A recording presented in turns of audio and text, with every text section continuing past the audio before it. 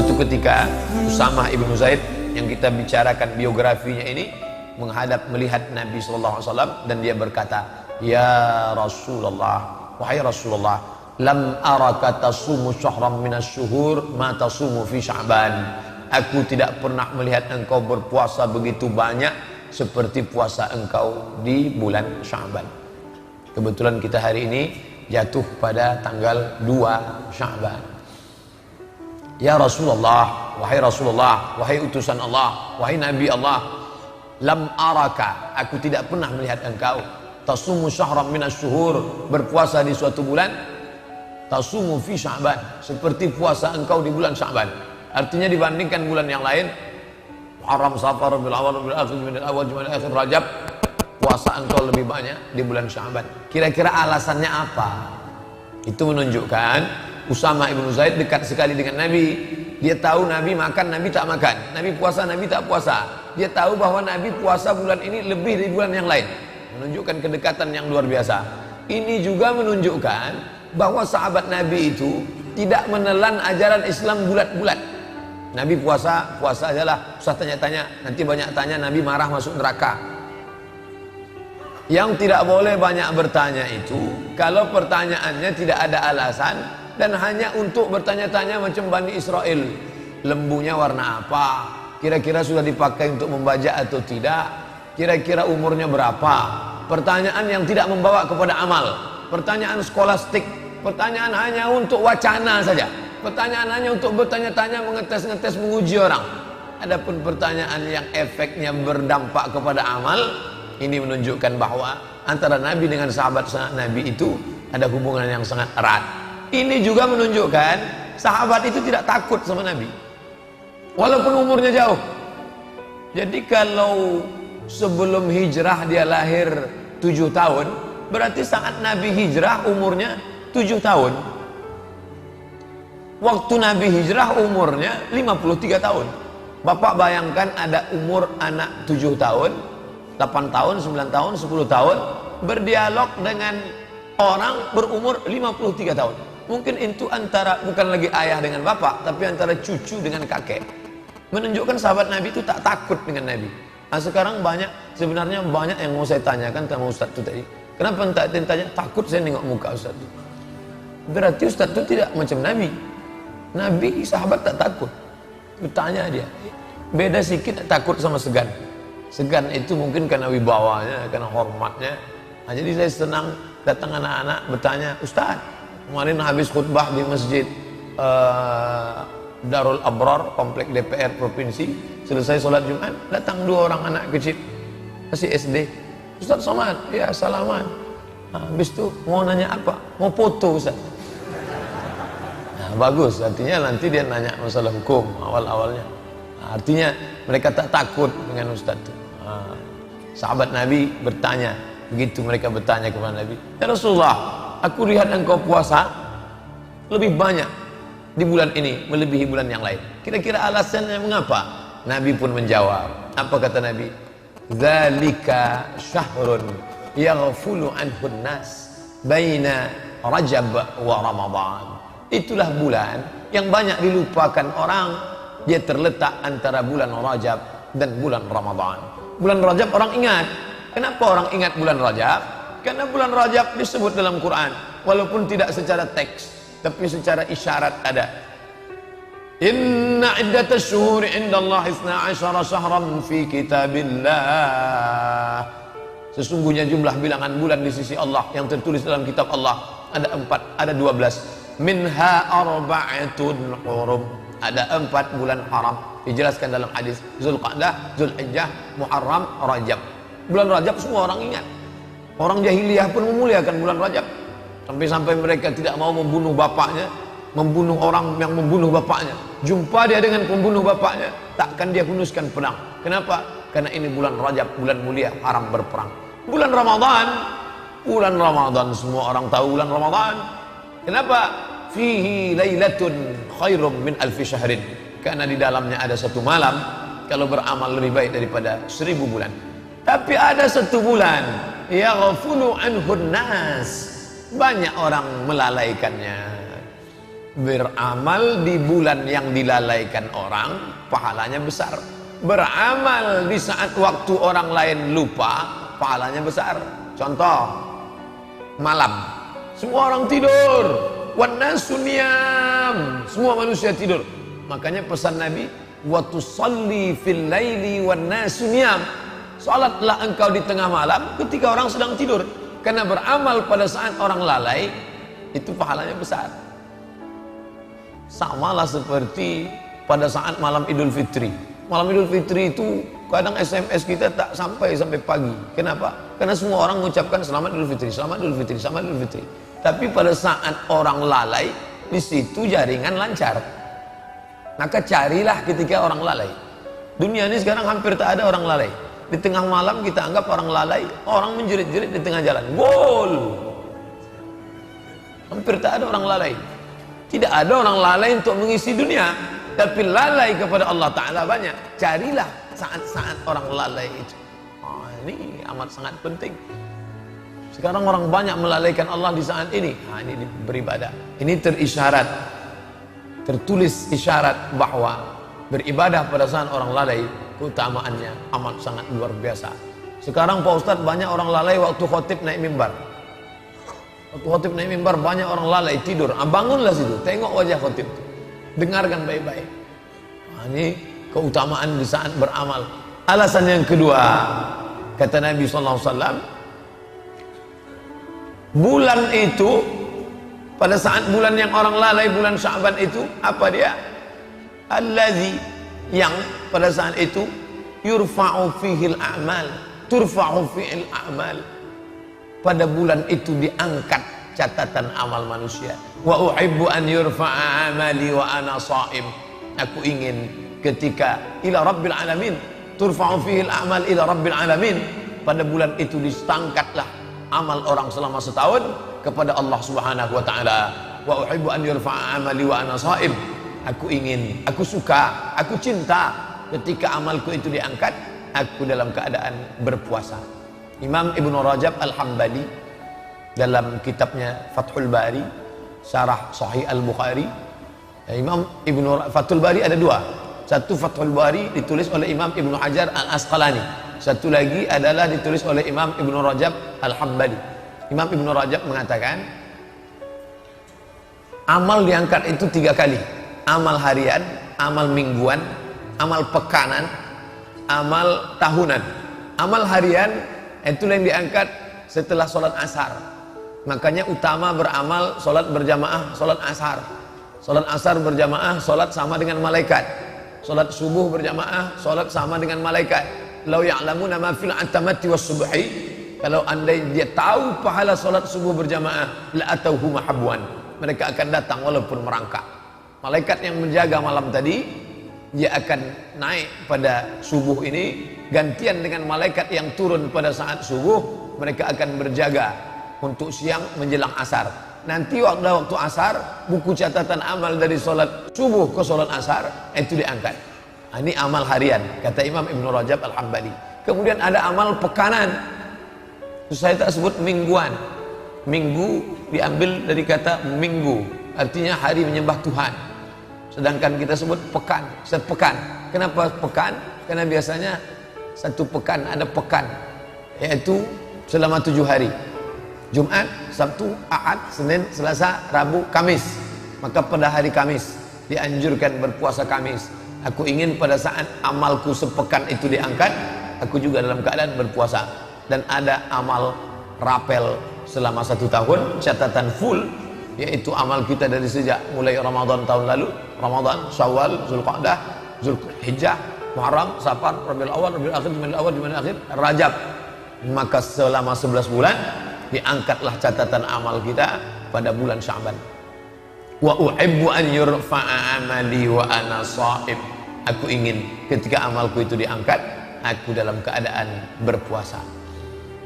Pada saat amal harian dilaporkan kepada Allah, Allah bertanya kepada malaikat. Allah bertanya bukan Allah tak tahu. Allah bertanya dalam banyak ayat, dalam banyak hadis. Allah bertanya, begitu cara Allah mau ngasih tahu kepada orang yang tak tahu. Saya mau kasih tahu ke mahasiswa, Tapi saya ingin bagaimana supaya mereka mendengar jawaban saya ini menjadi segar. Ada rasa ingin tahu. Karena beda antara informasi yang saya sampaikan begitu datar dengan yang saya pancing dulu. Tahukah kalian siapa orang yang paling rugi? Ketika saya katakan itu, bukan berarti saya tak tahu. Saya ingin memberitahu kepada mereka dengan cara memancing keingintahuan, dengan cara bertanya. Maka Allah bertanya kepada malaikat, hai malaikat, ketika engkau bawa buku catatan hambaku itu tadi, mereka sedang apa? Mereka sedang sholat asar berjamaah, ya Allah, bersama dengan kami. Itu amal harian, amal pekan, sepekan. Ketika kalian bawa catatan amal hambaku itu satu pekan, mereka sedang apa? Mereka sedang puasa hari Kamis, ya Allah. Begitu juga dengan tahunan.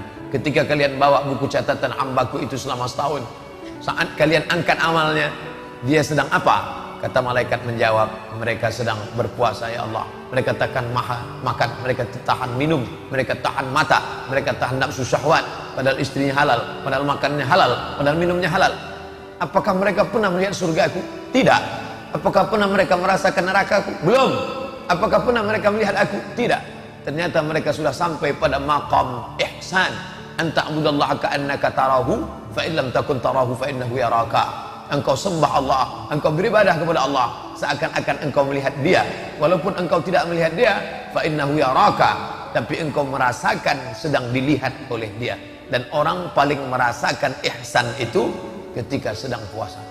Ketika sedang sholat, orang ihsan, tak berani dia menggerakkan biji matanya ke atas karena dia sedang merasa dilihat, dipandang Allah.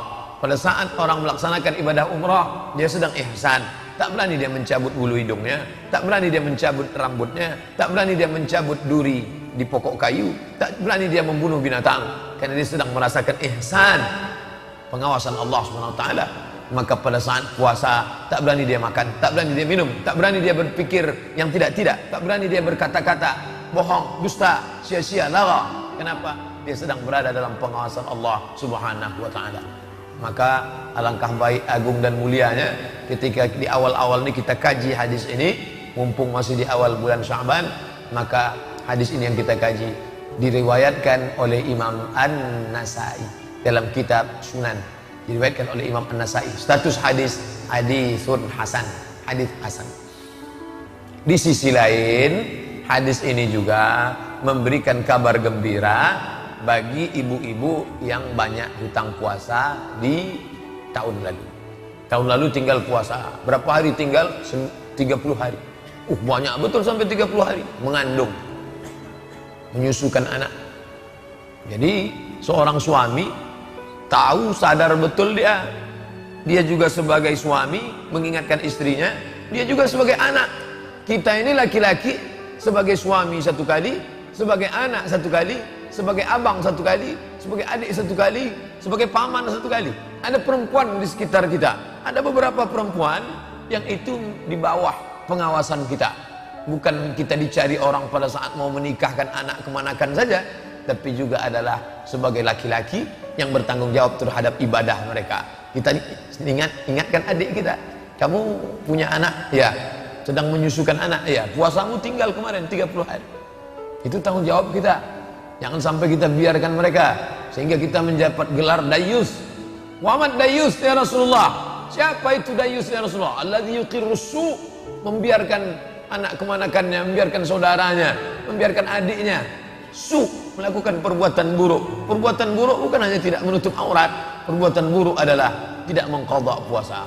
Maka kita ingatkan, di bulan Sya'ban nih keutamaannya banyak, maka engkau qadha puasamu yang lalu. Lupa. Sejak Syawal sudah 11 bulan tak mengqadha puasa. Maka di bulan Sya'ban ini mumpung masih tanggal 2, besok hari Ahad tanggal 3, hari Senin tanggal 4. Ahad, oke. Ahad saya tak bisa puasa nih. Kenapa? Ini godaannya besar nih, ayam panggang, ayam penyet, pesta, nikah, walimah, akikah. Saya tak bisa puasa nih Pak Ustadz. Hari Senin tak ada halangan. Maka hari Senin, malam Senin itu bangunkan istri, bangunkan keluarga, ajak mereka mengqadha puasa. Niatkan puasa, saya niat mengqadha puasa yang tinggal tahun lalu, diqadha pada hari Senin, maka keutamaannya luar biasa. Qadhanya lunas 1 hari, dapat pahala puasa Senin, dapat pahala puasa sunat Rajab. Nah, jadi beramal ini cerdas, smart, cerdas. Sekarang banyak orang punya smartphone, HP-nya yang cerdas, orangnya tak cerdas. Cerdas kita beramal. Satu kali amal dapat 3 bonus. Mungkin yang lalu-lalu apa boleh buat. Begitulah Allah memudahkan, selalu memberikan motivasi. Tidak ada alasan orang untuk takut beragama. Takut saya pengajian ini sikit-sikit neraka. Enggak, kabar gembira. Nabi itu dikirim Allah Subhanahu wa taala basyiran wa nazira. Basyir, kabar gembira.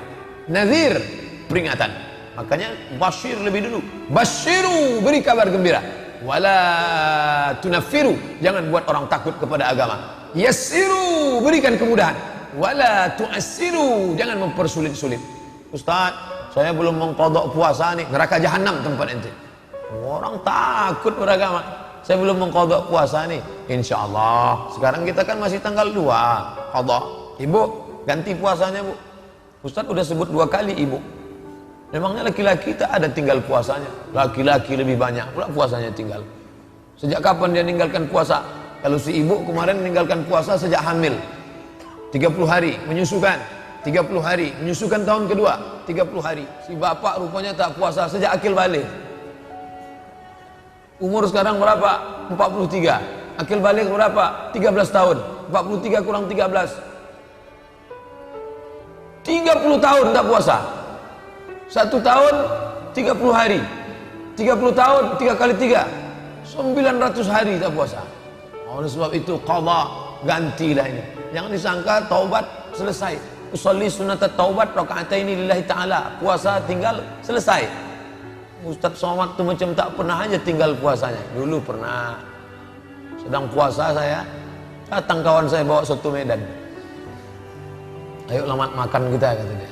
Waktu itu masih sekolah. Akhirnya batal puasa, tapi udah saya ganti dah. Yang lalu-lalu itu diingat. Qadha. Oleh sebab itu, maka mungkin kita masa lalu pernah meninggalkan puasa, maka kita qadha. Faman kana minkum maridan, siapa yang sakit, au ala safarin, atau musafir, itu juga diganti. Fa iddatum min ayyamin ukhar, ganti di hari yang lain. Oh berat ini Pak Ustaz. Islamnya agama berat ini Pak Ustaz. Dia tidak berat. Dia ingin kita sehat. Qadha saja istiqamah. Senin Kamis 8 hari dalam sebulan. Senin Kamis 8. 10 bulan 80 hari. Tambah Rajab, tambah Sya'ban full.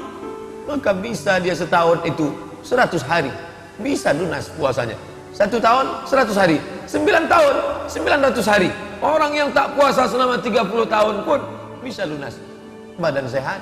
Ternyata makanan yang kita makan itu semuanya mengandung racun. Makan apel tidak busuk, tidak dimakan ulat, dibelah, tak ulat. Coba jambu air di belakang rumah kita belah, berulat. Kenapa apel tak berulat? Karena disemprot pestisida, racun. Padi, dulu padi dimakan wereng. Kenapa padi sekarang gemuk-gemuk, berasnya enak? Rupanya padi pun bercampur racun pestisida, menggumpal di dalam darah, menjadi cancer, C-A-N-C-E-R, cancer kata orang barat. Orang kita payah nyebut cancer. Kenapa Pak Pulan? Kanker. Nah, ini apa obatnya? Ternyata orang barat sudah menemukan obatnya, namanya terapi. Mereka takut makan obat, efek samping. Dimakan ini muncul penyakit lain. Maka mereka temukan terapi dengan cara menahan makan. Mereka tak tahu puasa, mereka sebut dengan fasting terapi.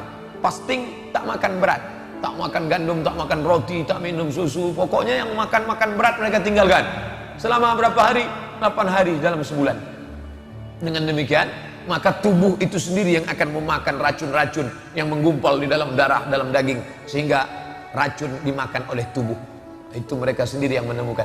Saya ketika ditunjukkan kertas ini ke saya, Ustadz ini ada terapi baru, katanya bagus, tahan makan selama 8 hari dalam sebulan, maka badan kita akan sehat. Subhanallah, Masya Allah. Ternyata Nabi kita sudah mengajarkan itu. Bapak-bapak yang punya banyak hutang puasa di masa lalu, istiqomahlah dengan Senin Kamis.